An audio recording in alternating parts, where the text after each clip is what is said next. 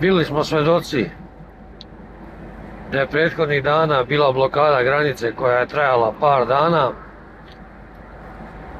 jer su se ljudi pobunili zato što Evropa i šengenski taj prostor tretira vozače kamiona kao turiste i ne dozvoljava da u Europsku uniju provedu više od 90 dana u zadnjih 180 dana. Sad što se tiče toga, ja dok sam radio u srpskoj firmi, tad je to, mislim i tad je to postojalo, ali eto, na primjer, meni su gledali pečate u pasošu i provedene dane Mađari i Poljaci. Znači nikad Nemci, nikad Francuzi, ne znam, Šveđani, niko. U stvari jesu Šveđani jednom, kada sam prelazio preko gore Oresund mosta iz Danske, gleda pasoš, gleda broj dane i pita me, kaže, jel imaš vizu? Ja mu kažem, pa ne treba viza, ja sam vozač sam kamiona, radim za srpsku firmu, a ljudima iz Srbije je dozvoljeno da uđu bez vize u Europsku uniju. I on je rekao, kaže, dobro, okej, ništa, naš nastavi put. A što se tiče Mađarske i Poljske, bilo je par kolega u firmi koji su vraćeni sa granice, sa Horgoša i sa Kelebije, i bilo je par kolega koji su u Poljskoj. Prišla im je policija u luci u Svinojušću, brojali su dane, pa su završili u pritvoru i onda problem. Neki su dobili zabrane, ne mogu da se setim, nisam siguran da li je iko platio kaznu, ali znam da su dobili zabrane za ulazak u Poljsku. Pa su ljudi radili u firmi dole na placu u Smiljaniću. Ja sam u to vreme menjao pasoše. Jednostavno 2 pasoša godišnje, jer nije drugačije moglo, jednostavno nije moglo. Jer Poljaci su nas gore baš u Svinojušću, u luci, na parkingu baš su nas terorisali i čak mi se desilo na izlazu iz Poljske, ja sam bio na nekom parkingu i dolazi njihova straž granična, ja pravim pauzu, pravio sam mislim 45 pauzu na parkingu, dolazi, kuca na vrata, traži pasoš i broji dane i onako ljutito mi vraća pasoš. Ja imam još 2 dana u Evropi, a krenuo sam dole ka Srbiji, tako da mi ne može ništa i posle toga ja mislim da sam čak i zamenio pasoš. Jedno vreme Mađari nisu uopšte gledali, uopšte ih nije zanimalo. Jednom je samo mađarski policajac, mislim na Horgošu, rekao da sam blizu sa danima, da imam tipa 87-88 dana, i on mi je rekao, kao, bilo bi dobro da promeniš pasoš. I onda sam menjao pasoše isključivo zbog poljske policije, zbog njihove granične policije. Ne ja, svi su menjali pasoše, jer su gore nisi mogao sa srpskim kamionom da dođeš u luku i da prođe bez kontrole. I jako retko da te nisu kontrolisali. I onda je firma odlučila da više nećemo ići na Poljsku, da im je isplativije da idemo na Nemačku, nešto su peglali tu putarinu sa cenama broda. Kad smo krenuli na Nemačku, ja više nisam menjao pasoš, jer Nemce apsolutno u to vreme, sad je drugačije, ali u to vreme Nemce apsolutno nije zanimalo koliko imaš dana u pasošu, oni su bili u fazonu, ti si vozač, nema veze, ne štetiš evropsku ekonomiju, nemačku ekonomiju, ne štetiš time što dolaziš, jer dovoziš robu u Nemačku, odvoziš robu iz Nemačke, sve to donosi neki vid novca, otićeš u prodavnicu, straćeš na pumpu, sipaćeš gorivo, sve je to dobro za Nemačku i za Evropu u krajnjoj liniji. I znam da, znači, tad više nisam menjao pasoš, sve je bilo u redu, Mađari apsolutno nisu gledali. Hrvatska isto tako nije gledala, oni još nisu bili u Schengen zoni. Slovenci su ponekad, ne znam kakav im je dan, nekad gledaju, nekad ne gledaju, ali ja sam baš onako retko išao na Sloveniju. Nisam imao potrebu da idem tamo. I nakon toga sam prešao ovdje u hrvatsku firmu i naravno sad uopšte nemam problema, imam radnu boravišnu dozvolu, tako da je sve kako treba. Sad što se tiče vozača koji rade za srpske firme, i ne samo srpske, nego za bosanske firme, makedonske, apsolutno ista stvar. Kako je uveden ovaj novi sistem ETIAS, ne ETIAS, ili to da treba se uvede, nebitno, znate o čemu se radi u tom novom sistemu gdje daješ otiske i gdje te slikaju, počeli su baš strogo da vode računa o tome.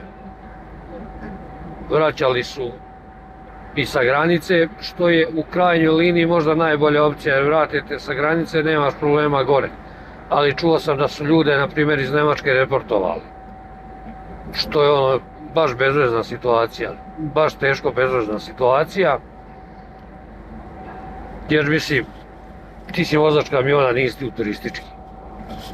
Ali eto, počele su te kontrole, Nemci baš broje dane, zapeli su, Poljaci nikad nisu ni prestajali. I onda su kolege, vlasnici firmi odlučili da probaju nešto da uradi i da blokiraju granice.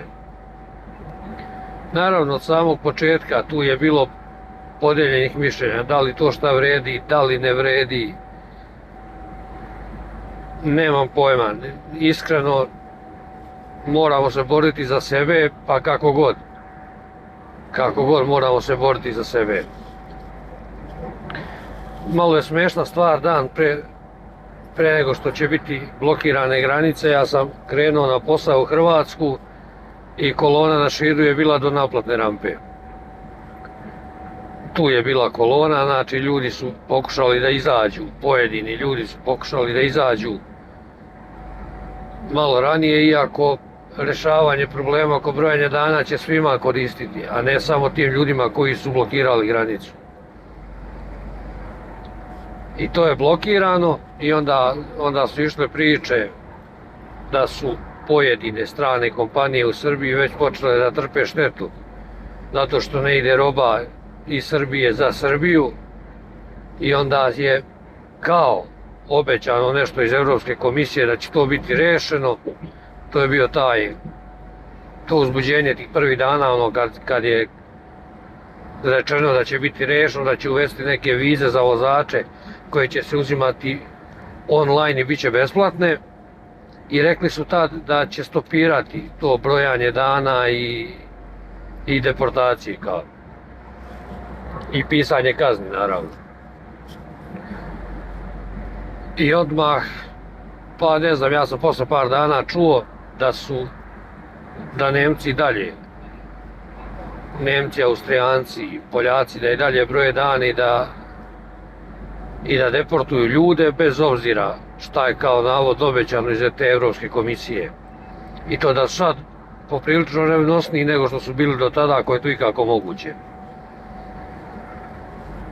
I sad malo smeta tu što pojedini ljudi, eto, blokirali ste granice, džabe, ovo ono, a sve sto kolege kojima isto znači da se ta situacija reši. Šta je tu na kraju ispalo, pojma nemam, možda je trebalo nastaviti blokadu dok se to pismeno ne da neka garancija da neće više biti brojanja dana, da neće više jednostavno ponižavati vozače kamiona. Ja se iskreno nadam da će to nešto rešiti, jer svi ti ljudi, vozači kamiona, ne rade tamo na crno, jednostavno pokušavaju da prehrane svoju porodicu i rade to na, ja mislim, sasvim legalan način.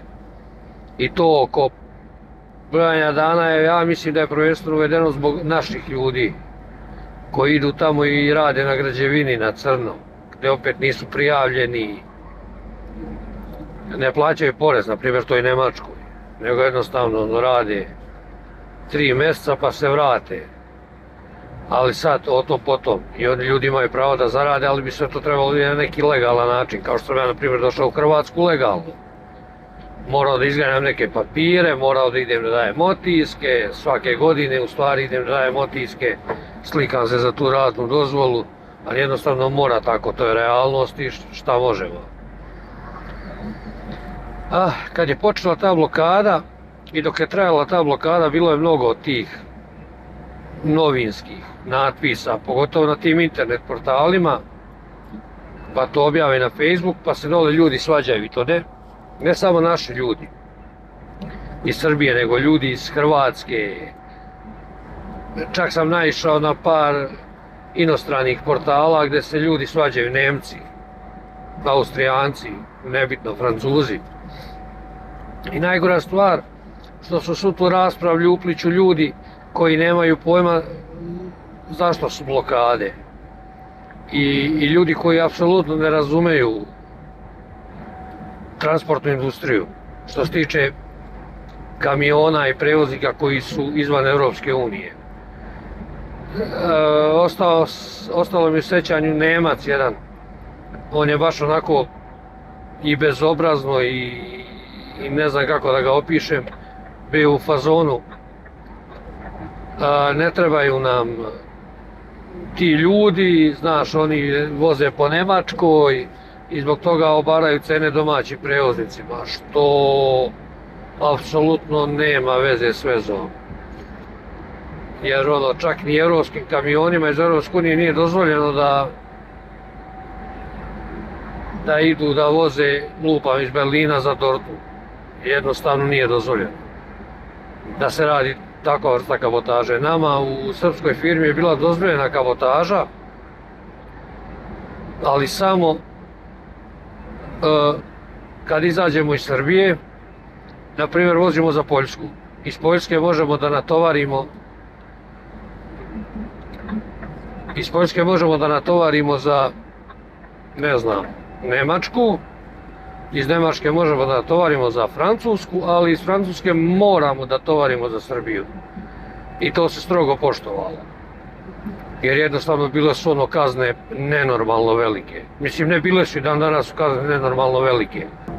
Naravno, ja verujem da postoji mali broj ljudi koji će vršiti tu kabotažu po Evropi pa voziti, ali to je ekstremno mali broj. Tako da, ja stvarno ne vidim razlog jer ne možemo mi iz Srbije da oborimo evropskim prevoznicima cenu prevoza nikako. Mi to radimo, mislim, to se radi između. To rade firme, srpske firme rade između sebe kad su oni jedini prevoznici, kao što na primjer iz Rusije jedni drugima obaraju cenu. Za Rusiju jedni drugima obaraju cenu, ali to u principu voze samo ljudi iz Srbije, tako da to ne utiče na evropski prevoz. Mada, generalno, najsmješnija stvar mi je bila kada se u nekom komentaru, na nekom poljskom portalu javlja Poljak i čovjek je bukvalno u fazonu. Kaže, ova govna iz istočne Europe nam ne trebaju u Europi. Ja kontam, druže, Poljska ne da istočna Europa, nego Bože dragi, znači neverovatna stvar. Jer Poljaci, što se tiče ponašanja, ne svi, ali generalno kad se pogleda narod, oni su maltene isti kao Rusi. Maltene isti kao Rusi. Jer isto je na granici, isto zajebancija, isto čekanje, isto sve. Tako da ne vidim čemu sad to okrivljivanje tih par zemalja koje nisu u Europskoj uniji, da oni nešto obaraju neke cene prevoza, jer jednostavno nema to smisla. Jer ako neko može da obara cene prevoza, to su poljski prevoznici, jer poljskih kamiona ima apsolutno svugdje. Znači, poljski i litvanski kamioni, ja mislim da su većina u Evropi. Jer gdje god da dođeš u Evropi, na koju god tačku da dođeš u Evropi, jedino što je sigurno ćeš vidjeti jedan poljski, jedan litvanski kamion. Sve ostalo je može, a i ne mora biti. Tako da ta priča oko kabotaža i toga baš i ne pije vodu. Da zaključimo, ovo sve, ja se stvarno nadam da će se ovo rešiti u neko dogledno normalno vreme, da će ljudima biti omogućeno da rade, da zarađuju za svoje porodice, za sebe i da jednostavno neće biti primorani da pauziraju par mjeseci da bi dobili novo vreme da mogu ići u Europsku uniju, da će to rešiti da li sa vizama, da li nekim izuzećem vozača kamiona, stvarno ne znam šta im može pasti na pamet, ali bilo bi lepo da se to stvarno brzo završi i nadam se da će tako biti. A što se tiče ostalog, ukoliko vas sviđa sadržaj sa kanala, kliknite na ovo dugme gore zaprati ili prati ili subscribe, lajkujte video, komentarišite, ostavite komentar dole ukoliko imate neko mišljenje, neku sugestiju u vezi svega ovoga, a mi se vidimo u nekom sljedećem klipu.